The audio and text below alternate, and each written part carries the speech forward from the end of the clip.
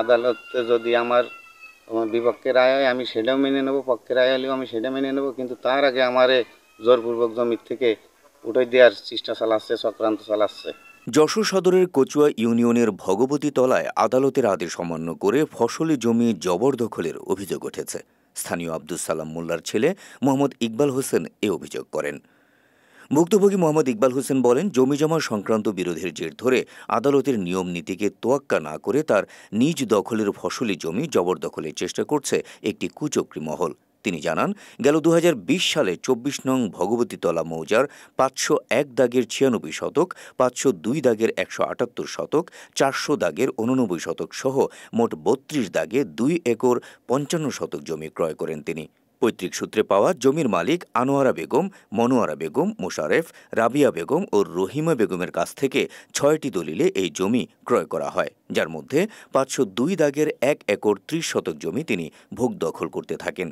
বাকি জমি বিভিন্ন নামে বেনামে রেকর্ড থাকায় মোহাম্মদ ইকবাল হোসেন রেকর্ড সংশোধনের জন্য একটি দেওয়ানি মামলা করেন, যা আদালতে বিচারিক কার্যক্রম চলমান রয়েছে।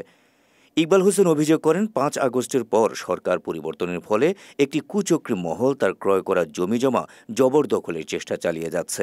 বিভিন্ন সময়ে ২০-২৫ জন একসঙ্গে এসে জমিতে থাকা বিভিন্ন সবজি ও ফসল দখল সহ তাকে মেরে ফেলারও হুমকি দিচ্ছে।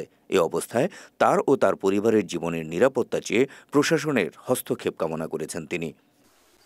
আমি ২০০০ সালে জমি ক্রয় করি গফুর মোল্লার গুনির কাছ থেকে।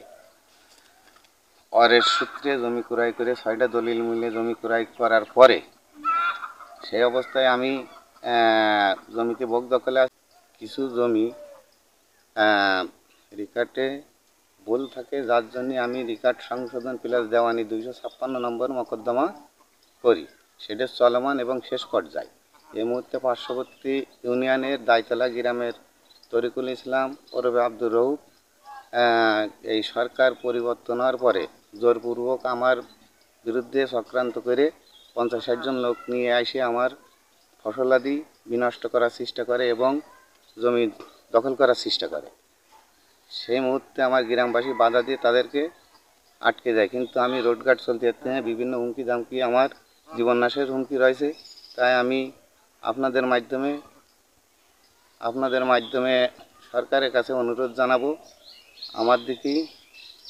আমার জীবনের নিরাপত্তার দিকে আদালতে যদি আমার বিপক্ষে রায় হয় আমি সেটাও মেনে নেব, পক্ষে রায় হলেও আমি সেটা মেনে নেব, কিন্তু তার আগে আমারে জোরপূর্বক জমির থেকে উঠে দেওয়ার চেষ্টা চালাচ্ছে, চক্রান্ত চালাচ্ছে।